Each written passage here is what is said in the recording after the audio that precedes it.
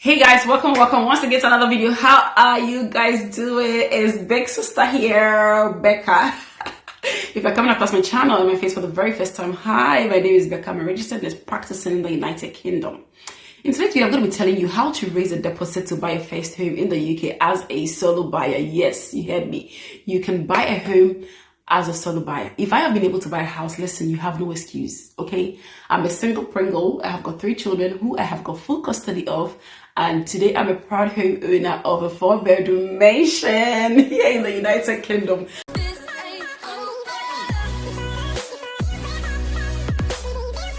Talking about this brings me so much joy. It makes me reflect on my achievements. And this is not a bragging video. This is, I would say, an accountability video. I'm going to be showing you how vulnerable I've been and things that I've been through to be able to raise a deposit, a decent deposit to buy a house. For me, home ownership is big, and you buying your own home not only gives you that peace and stability, but also helps you to raise disposable income as far as you're buying what is within your means. Remember this, because some people buy houses that are humongous. They cannot afford the homes that they buy. But for me, buying a home is a blessing, because if I look at the rent I'm paying, and if I tell you how much mortgage I'm going to be paying, your jaw will drop. Your jaw is going to drop on the floor. My mortgage is so cheap. And this has been possible because I was disciplined enough. I delayed gratification to be able to raise a deposit. And I think the reason why most people struggle is that it's not like you can't afford the house. You can afford because you're working hard, really, yes. You've got good, salary on paper, but because we lack the discipline to save the deposit, that is how we can't buy houses. But I promise you guys that after watching this video, if you put everything I'm going to be saying into practical steps, you will be a homeowner by 2026 to 2027. Shout to the mighty name of Jesus. Amen.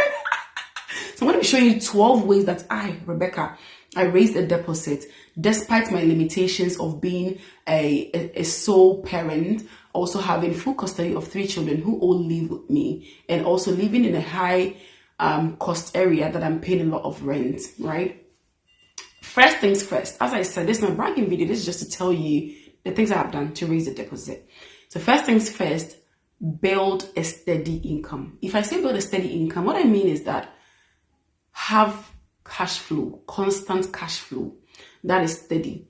So if your monthly salary, let's say, is maybe £4,000, make sure that it is steady, coming in steadily.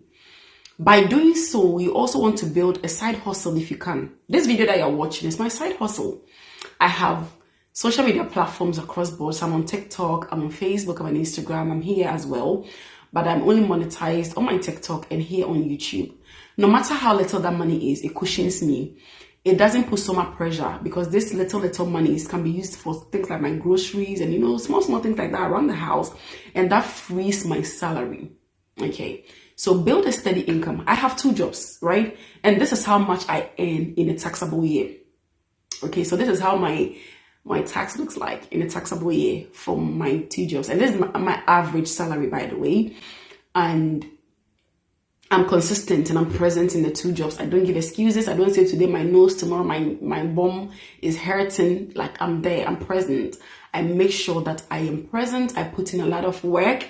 So build a steady income. If you can get a side hustle, I don't know what a side hustle is. You can maybe be selling, affiliate marketing. Now there are lots of things that people do, drop shipping, to make that steady income on the side. You can look for something that works for you, that's suitable for your schedule, and you can also do it. But get that steady income, very, very important. That's the most important thing. Whether you're self-employed, you are working for somebody, you are doing a part-time, you're doing agency shit, whatever, let it be steady.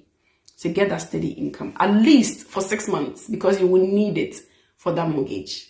Okay. After that, you can drop and stop working hard. Is up to you. As far as you can keep on with your monthly repayment, is up to you. The next thing you want to do is to open a certain type of account we have in the UK here. Listen, if you are an immigrant, these 3 types of accounts I'm going to mention, at least have one of them. Have one of them. The first one is the stocks and shares ISA. I have that, and that's what I used to save my deposit for my mortgage. The second one you would want to consider is cash ISA. The third one is a lifetime individual savings account, also called the LISA. With the LISA, there are a bit of limitations because you need to be between the ages of 18 to 40 years. You need to use the money going into the account to purchase your first home or going towards your retirement. However, for every £4,000 you put in that account, the government asks £1,000. Okay, so the government asks basically 25% of whatever money you put in, but in a maximum, you can only put in £4,000 in a financial year. Now, ask yourself, if you've been in the UK for 3 years, right, and you've been saving for £4,000 every month, and the government is adding £1,000 every month, in 3 years you have £15,000. That means that you can buy a property of £150,000 in the UK, and there are a lot of properties in the UK that are within this price range. And so buying a house is not really as big as we envision. Like, my house is so cheap that if I tell you, you won't even believe it. You won't believe it. But these are things that we're talking about. Okay, so get this stocks and shares ISA, lifetime ISA, or cash ISA, one of them. You are literally buying shares and then you are getting profit from that. It is a life-saving account. You need that. Even if you are not using it to buy a house, you need it in future. Have this account, one of them. Have it. Buy shares, trade in shares, and let companies pay you profit for the shares that you are buying. Very important. The next thing is to join savings groups. So my friends and I, this is what we do. We've been doing this since 2021. We come together and we contribute money towards each other. Now, this money is like taking a loan without interest, okay? So this month, let's say we are 6 people, we are 6 friends. This month, 5 people contribute to me, maybe £1,000 every month. They contribute that to me and I get £5,000. So if I add my own, it's £6,000 of cash without interest. It's like a loan without interest. Now, what I do is that I put all of that £6,000 into my stocks and shares account and I trade it, and the companies are adding profit to me. So whilst I'm trading that, I am paying monthly to my other friends, and they're also doing the same. They're putting it in their account. At the end of the year, we all have £6,000. We repeat the cycle again. So in a year, we have £12,000 each of money that we didn't take from the bank, and this is interest free. You need that. I use Susu. We call it Susu in Ghana. I think the Nigerians call it Ajo. I use that as part of my mortgage money. My solicitor asked me, where does this money come from? Because I've seen that 8 people have sent you XYZ amount of money within a week. Was it a gift? And I said, no, it's not a gift. This is what we do. I explained. That's just all you need. You need to just explain to them because it's going to reflect in the anti-money laundering checks that the banks are going to be doing. So you need to explain to them that that's what you and your friends are doing. And in case they need to contact, like they need more clarity from your friends, you can, but it's not something that they will need clarity from anybody, because if they can see that the following month or the previous month, you are also sending money to these people, it explains it, right? It explains it. So that is how mine worked, because it flagged up in my anti-money laundering checks where my solicitor and the bank asked me the same question, where has this money come from? And I explained to them that it's a group of friends and myself, we've come together and that's what we are doing. And that is a lifesaver. That leads me to my next point. Have a strict budget. Because you are doing this susu with people, it's like borrowing money from people that you must pay. It keeps you in check. You stop buying unnecessary things, really. You only buy what you need.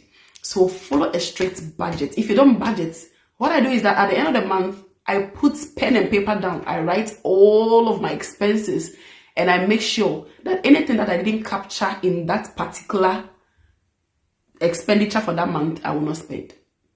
I will not spend, except it's an emergency, which never happened. I never had any unforeseen emergencies. I was very strict on my budget.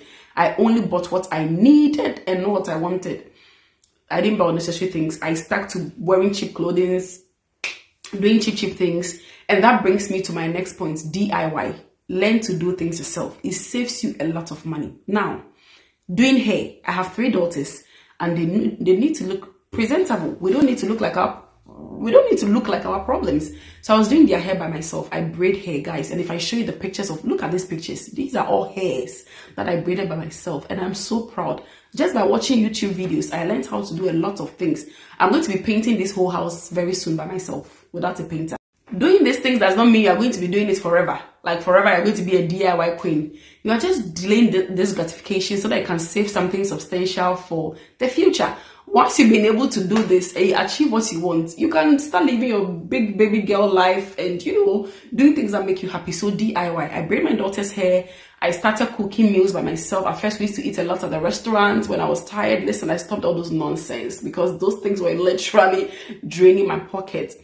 I started having meal preps and meal plans, cooking simple meals. So instead of going to the restaurant to eat chicken and chips, I'll do the chicken and chips by myself in the house. Like, listen, this DIY saved me a lot. If there was something I could do myself, instead of sourcing it out to somebody, I'll take my time and I'll do it. Okay, so DIY, very, very important. The next point is taking a no interest credit card. Now, we've got a lot of credit cards in the UK and you have to choose what best works for you. So there are credit cards that have got really, really high interest and there are credit cards that have got no interest. So I currently use 2 credit cards that have got no interest. One is Barclaycard and one is with Zable. This is not a paid ad, but this is what has helped my living life. I applied for Barclaycard and then they gave me, and I chose that no interest credit card. So no interest means that the money that is on the credit card, you use it without paying any interest at all within a specific time frame. So my Barclaycard gave me 32 months of no interest credit. And then my Zable card gave me 8 months of no interest credit, which meant that within this time frame, I can use the credit card as far as I'm repaying consistently. I'm paying without interest, right? And that is such a big deal. Because mind you, if you take out a credit card that has high interest, let's say some have a high APR, or let's say 30%, 29.9%, 28%. Listen, that is a lot of interest. So when you use it, sometimes if you're not careful and you don't repay in full, you'll be paying the interest rather than paying your principal, which is the money you have used. And that is one thing you want to avoid. If you already have an high interest credit card, take a no interest credit card and do a balance transfer. So I did that. I think at the beginning of the year, I was with Aqua. I had an Aqua credit card and I had a Lloyd's Platinum card. And the Lloyd's credit card, the interest was okay, but the Aqua card, the interest was exorbitant. So I took the no interest credit card from Barclaycard and Zable, and then I did a balance transfer to cross out the credit card on the Aqua card, and then I closed that account and I concentrated on the credit card without any interest. This meant that in a month I could pay 50 pounds, 100 pounds, something very little, because it didn't come with any interest, right? And the Barclaycard gave me 32 months interest, and I just took it in February this year. So I have literally crossed maybe 10 months now, and I pay it as and when I want to pay. So that is one thing you want to do, and that really, really prevents you from paying high interest in credit cards. No matter how little these monies are, they make a big difference. The next thing we want to do is to shop in affordable places. Guys, there are a lot of affordable places. I don't even know why we are killing ourselves. It is you that want to go and buy M&S. It is you that want to go and buy in Sainsbury's. At least for now. Listen, I used to shop in Asda.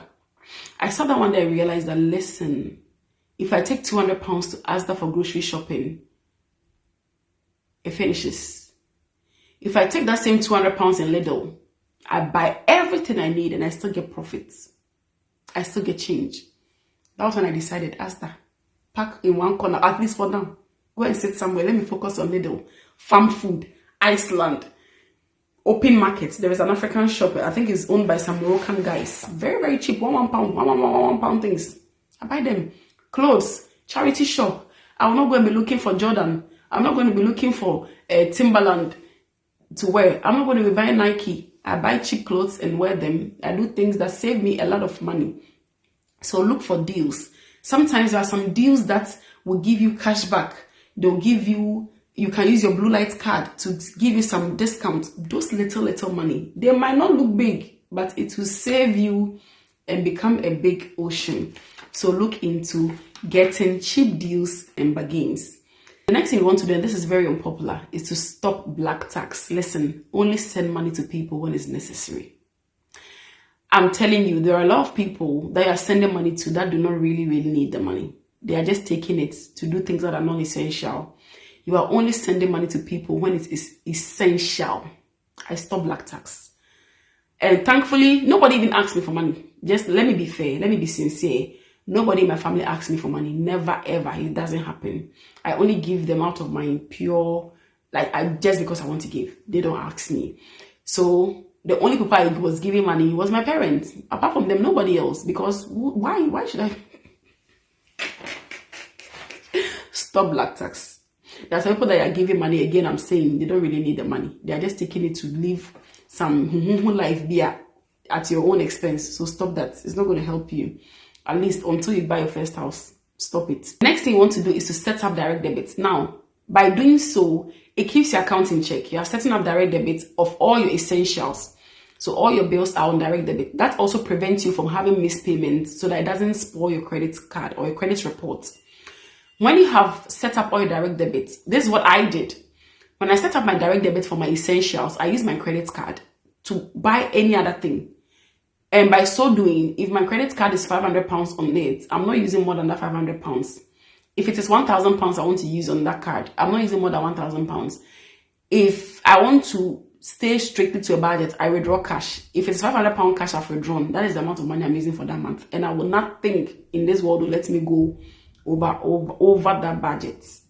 So you can either withdraw the cash or you can use a credit card to be doing your non-essential shoppings, and that keeps you in check of how much you can use. The next thing you want to do, that's what I did. I sold my valuables, right? So I had a property, I had a house back in Ghana. I built the house when I was 25 years. Very lovely 3-bedroom house. I wanted to live in the house at first when I was still in Ghana. But when I came here, I put the property up for rent.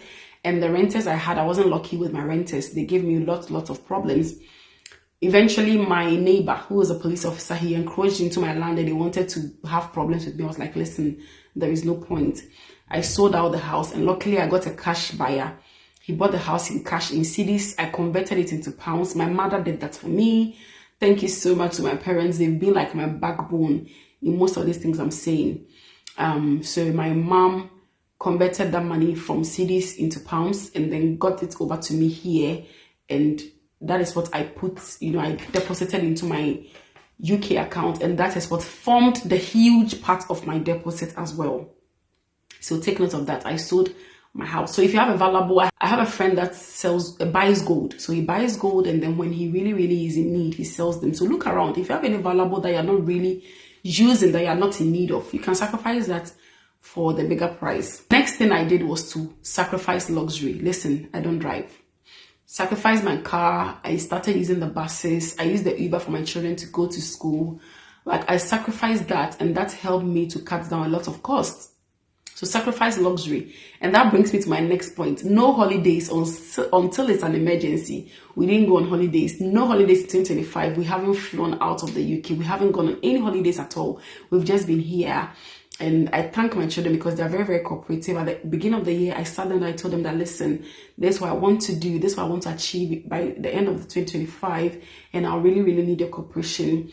And they came through. They've been very kind and obedient children. No holidays, no luxury, no nothing for at least 1 year. And we have achieved it. Last but not the least point I would make is cut down childcare costs. So I cut down my childcare costs.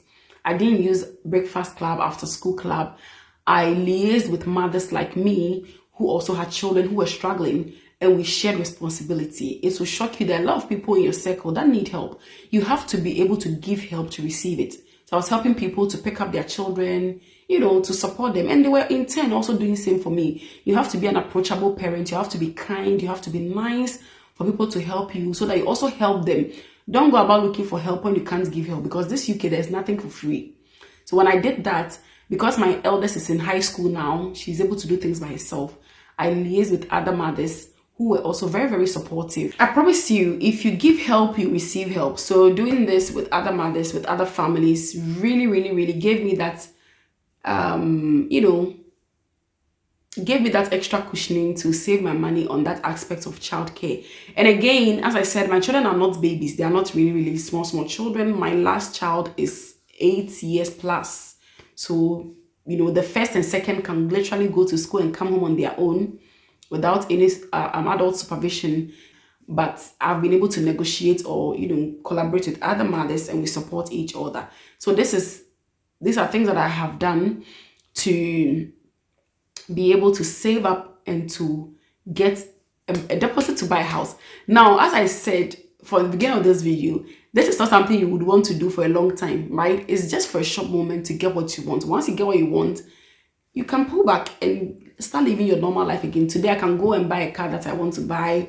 I can go back, to my lifestyle. I can start traveling. I can start doing things that make me happy. But I delayed that gratification to get what I wanted. And I promise you guys, if you do this consistently, at least for 12 months, you're good. You're gonna be good. You're gonna be good. You'll be all right. You buy a first house. And as I said, my mortgage is so cheap that I still can't believe it. I don't want to talk about, I think somebody asked the question of the location, where the house is, the price and all that. Those are kind of like too much personal details I don't want to put out there for now. But in future, I will. I'll tell you where I bought the property, the price, the repayment, how much I'm paying a month. But for now, I feel like it's too early to give out all of those details. So definitely I'll talk about that in future. So keep an eye on the space. And thank you so much for watching, guys, for constantly coming back to the channel. And until we meet again in my next video, guys, it's bye.